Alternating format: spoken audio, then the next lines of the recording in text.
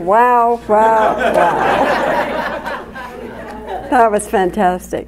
Thank you so much. You're not supposed to make the speaker cry. Wow. Thank you so much for the beautiful music. I'm so thrilled there's a great music director here.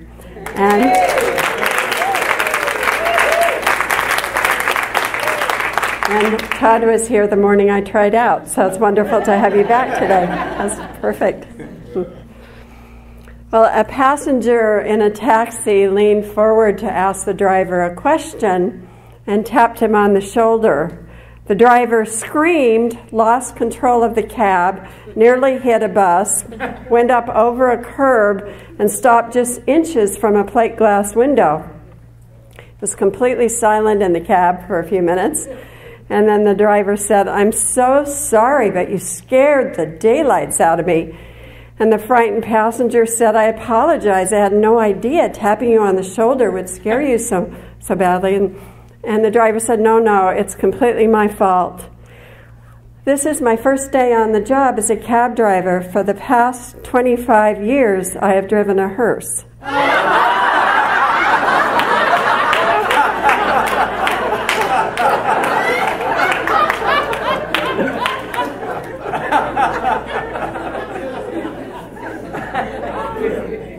So I just want to say I've been 24 years in the ministry, and I have no intention of entering in such high drama. I prefer a fun but very peaceful ride, and that is my intention. I am really, really thrilled to be here today. I've had quite a journey getting to this time and place. And I know all of you have, too, been through a journey. And so it's the feelings. I'm very excited. I'm happy. I'm relieved. I'm grateful. Anybody share that? Yeah. So today we begin a faith journey together. And truly, it is a faith journey. I find that's very true in the ministry because this is the faith business, so to speak. And I pray with all of you that it is a journey of vision and faith, that it is a journey of great love and joy, and that it is transformational for each of us. So I want to get to know each of you, and I will over time, but to facilitate the process, I do have some sign-up sheets for times to come in and meet with me. I know Reverend Albert did that, your transitional minister, and that was very helpful. So the sheets are in where you usually sign up for things. And there's some time slots, and if there's something that doesn't work for you, feel free to just put your name and contact info at the end, or give me a call during the week. And I just want to hear your thoughts, anything you want to say about the church, but mostly your stories, just who you are, and so we can more easily get acquainted. So I look forward to hearing those stories.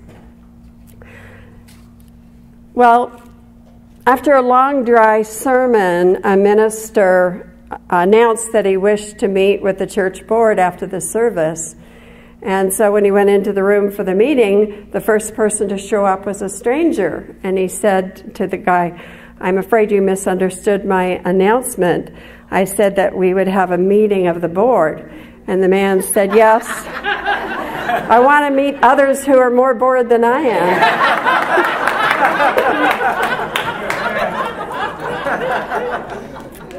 Well, as Liberty said, we did have a board meeting, and it was anything but boring. It was really a very good meeting, and we're off to a great start. And we have so much to do. And so we just ask for your continued prayers in this time of transition. Well, the theme today is faith in the impossible. Viktor Frankl, the Austrian psychologist who survived the Nazi death camps, made a significant discovery. as he found within himself the capacity to rise above his humiliating circumstances, he became an observer. He began to watch others going through the same ordeal. And he became intrigued with the question, what makes some people survive when most die? And he began to study different factors, such as health, vitality, family structure, intelligence, survival skills. And he concluded that none of these was the primary factor that caused survival. But the number one factor that caused people to survive was a sense of future vision. Was a compelling belief that somehow there was still a purpose to fulfill, still important work left to do. Amazing. A man named Greg Anderson was diagnosed with lung cancer. And the doctor gave him 30 days to live. So he began to wonder how it was that some people survived terminal medical diagnosis. And he began to ask questions and do a series of interviews with those who had survived. And he found, after 3.5 years, that he had interviewed 500 people and survived himself. And the number one reason was a sense of future vision and the idea that one still had a purpose to fulfill. To dance my dance, as a breast cancer survivor emphatically put it. So Greg wrote a book called 50 Essential Things to Do When the Doctor Says It's Cancer. And he had a survey in the book on cancer and recovery, and he asked his readers to fill it out.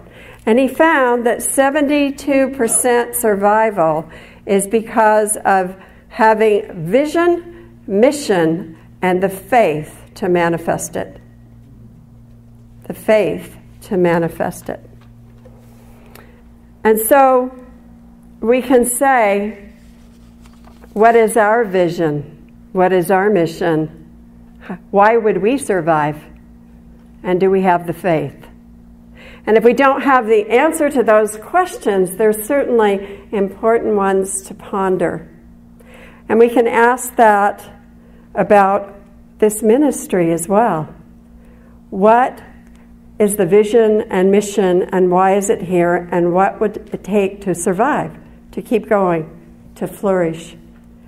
And obviously when a new minister comes in, the vision and mission are in flux, and it evolves to a new point. And we'll be looking at that. But today we're here to activate our faith. And vision is a sense of who we are and what we can become. Faith is knowing. It is our yes power. It's also one of our 12 spiritual powers that we teach about in Unity. I like what the late poet Maya Angelou said about faith in the impossible. She grew up in poverty, but she wrote a number of books. And her first one, which was called I Know Why the Caged Bird Sings, spent 3 years on the New York Times bestseller list. And she said, the first thing you do is convince yourself that the undertaking in which you are involved is manifestly important and nearly impossible. That belief draws out the kind of drives that makes people strong, that puts you in pursuit intellectually. I love that phrase, nearly impossible. You know, I've been praying a lot recently, entering a new ministry, and I'm sure all of you have as well, seeking guidance for God's will to be done. And so with you right now, I'm seeing a vision of what I believe this church can be. I'm just seeing images of it being abundantly prosperous, overflowing with even additional loving people, filled with more children, and even greater joy and creativity, and radiating a field of magnetic spiritual energy that attracts the greater community. Take that in for a minute. Radiating a field of magnetic spiritual energy that attracts the greater community. And we just send that out. In the midst of my personal prayers and the vision I've been holding, somebody handed me this little packet of angel cards, the kind that you open each one, and the one I opened said, "It's fun to do the impossible." And it was after I had titled this talk, so I thought that was great synchronicity. I thought, yes, I can do this, and I know we can do it together. So we can ask ourselves, am I simply hoping for improvement, for something to get better, for my dreams to come true? Or am I activating my spiritual power of faith? It takes faith to manifest a vision. Jesus taught, if you have faith as a grain of mustard seed, which is very, very small, you will say to this mountain, move from here to there, and it will move, and nothing will be impossible to you. Faith is knowing, but it depends on what we know. Are we knowing we'll be sick because we reach a certain age? Are we knowing that we'll never have enough money because we never have, or because of the economy or whatever? Or are we knowing that God is in charge of our life? Or that the right job is waiting for us? Or that wonderful blessings are coming from a heartache we've been feeling lately? Faith is knowing whatever we consistently and strongly know will come into our life invariably is what we experience. Faith, whether positive or negative, is always attached to strong emotion. And faith can only extend to the self-imposed boundaries of our present consciousness. Let me say that again. Faith can only extend to the self-imposed boundaries of our present consciousness. So if our present consciousness says, I can't afford that, that's our self-imposed boundary. So we have to stretch the boundaries. There's a few examples in earlier times of what happened when there was limited vision and faith. An 1876 Western Union memo reads, "This telephone has too many shortcomings to be seriously considered as a means of communication. The device is inherently of no value to us." A company responded to urgings for investment in the radio in the 1920s. The director said, "The wireless music box has no imaginable commercial value. Who would pay for a message sent to nobody in particular?" H.M. Warner of Warner Brothers said, "Who would ever want to hear actors talk?" And finally, Decca Recording Company said in 1962 when they rejected the Beatles, "We don't like their sound, and guitar music is on its way out."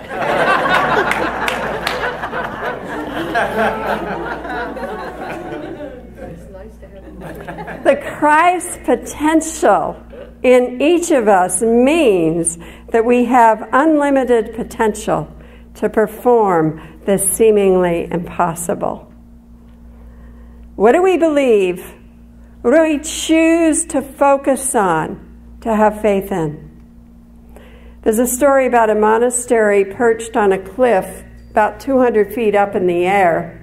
And the only way to get to the top was to be suspended in a basket pulled by a rope that was pulled by two monks who pulled with all of their strength. So, needless to say, the journey to the top was terrifying. And one tourist became very alarmed when he noticed that the rope that the basket was suspended from was old and frayed. So he nervously asked the monk who was riding in the basket with him, how often do you change the rope? And the monk thought about it and brusquely answered, whenever it breaks.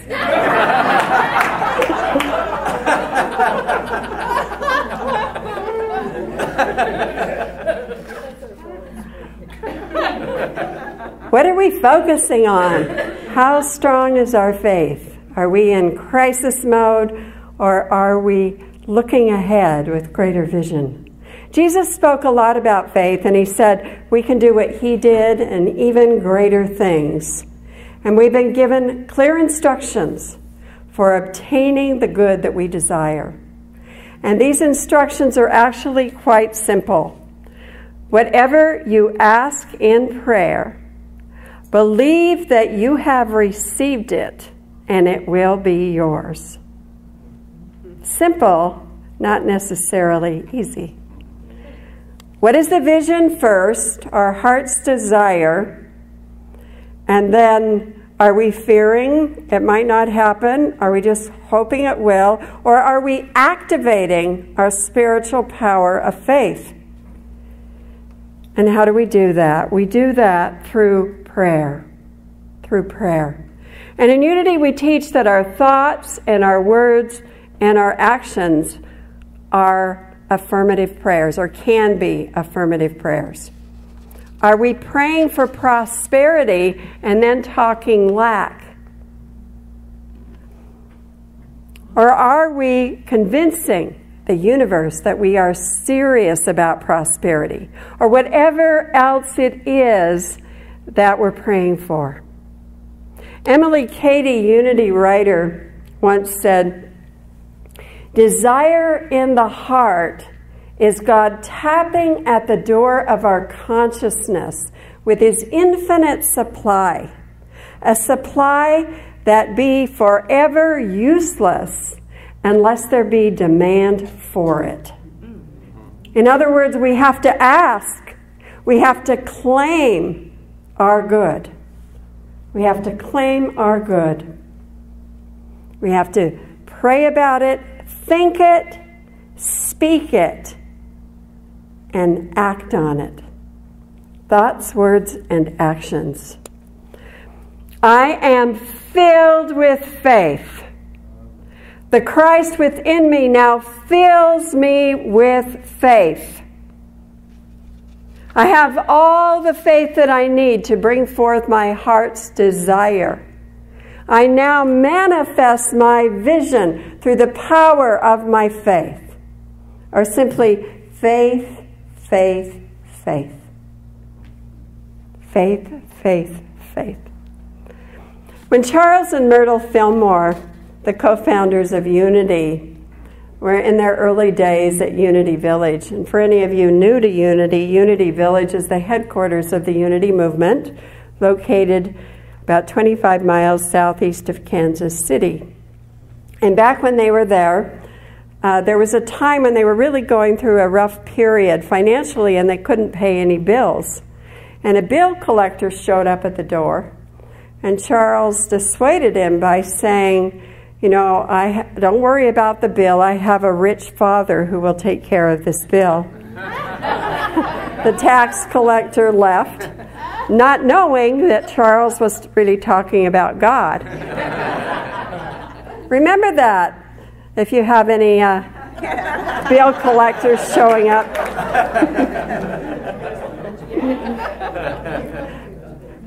And then another time they were down and out financially with no money in sight. And someone said, we need to pray that our finances hold out. And Myrtle said, no, we need to pray that our faith holds out. Famous Unity story. And it's true. Faith is a key for manifesting the desires of our hearts, our passions. Marie Sendak, the children's author who wrote Where the Wild Things Are, once recounts a story of a time he sent an illustrated card with a wild thing on it to one of his young readers. And the mother wrote back that her son loved the card so much that he ate it. He didn't really think much about the idea that it was an original Maurice Sendak drawing. He loved it. He saw it. He loved it. He ate it.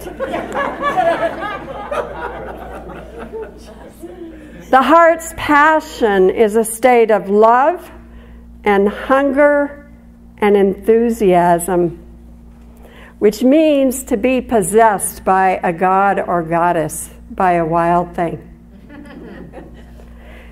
It is this inner force, this God within us that calls us to our journeys. And it is our faith that sustains us. Through my years as a Unity minister, I've seen and experienced incredible demonstrations of faith. I've had my own, and the first one really was when I went into the ministry. I went through a divorce, my last quarter of ministerial school. And I took my two boys, aged 7 and 14, gave my former husband the car. My two boys and I got in a U-Haul truck with no car at the other end and went and took my first church in Tempe, Arizona, not knowing what we were going to do. And that congregation wrapped its heart and its arms around the three of us and loaned us 3 different cars before I could get a car, gave us furniture, and got us going. I had no idea what I was doing. And it's been a faith journey ever since. I was thinking, every church I've been to, I've had to go through kind of a rigorous faith journey right before. And this one's no exception.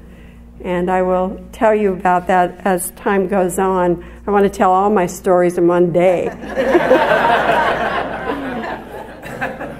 There was also a time when I was serving in Tempe early on where they were worried about the money, and they had stopped tithing because they felt like they couldn't afford it. And so they didn't have a bookkeeper, and a new treasurer came on, and she came into the office, and she and I were deciding what bills to pay. And I said, please write the tithe check.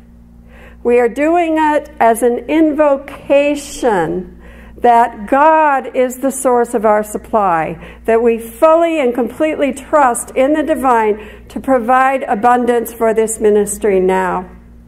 We have all that we need and more. And her hands were shaking. She wrote the check because it meant not paying the electric bill. And I'm not kidding. It was 2 minutes later, the front door opened. A couple came in. They had been winter visitors. They'd been away for the summer. And they brought their tithe check for the entire summer, which more than doubled what we had just written. And it included, also paid off the electric bill. And then $500 worth of books for the bookstore. That treasure became an instant believer. I've never seen such a sunny attitude around the money. So it's really important. Really important. These principles are magic, I'm telling you. Now, it doesn't mean it becomes licensed to be irresponsible or to not be good stewards, but they are magic, especially working with the power of faith. And I have one last story today. There was a priest in a rural community that was having a serious drought.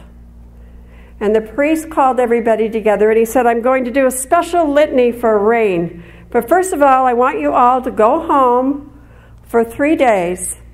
And I want you to fast and I want you to pray night and day for 3 days and then come back and I'll do the litany for rain. So the people did what he said. They went home, they prayed, they fasted 3 days and nights, they returned, and the moment he saw them, he got furious, and he yelled at them, and he said, go home, you do not believe. And they said, what do you mean we don't believe? We've done everything you said. We fasted, we prayed, we believe, we have faith.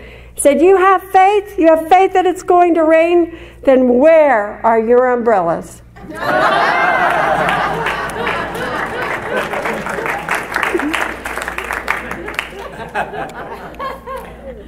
So you have an umbrella to take home with you. And you can do a couple things with it. You can put it in a drink. Or you can put it somewhere where it's visible this week. And every time you see it, let it be a reminder to affirm, with God all things are possible. I am filled with faith. With God all things are possible. I am filled with faith. Let's say it together. With God all things are possible. I am filled with faith.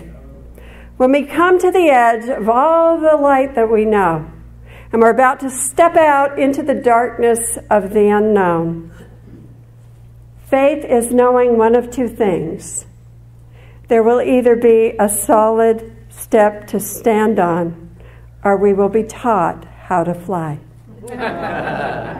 May we all be taught how to fly together. God bless you. Thank you.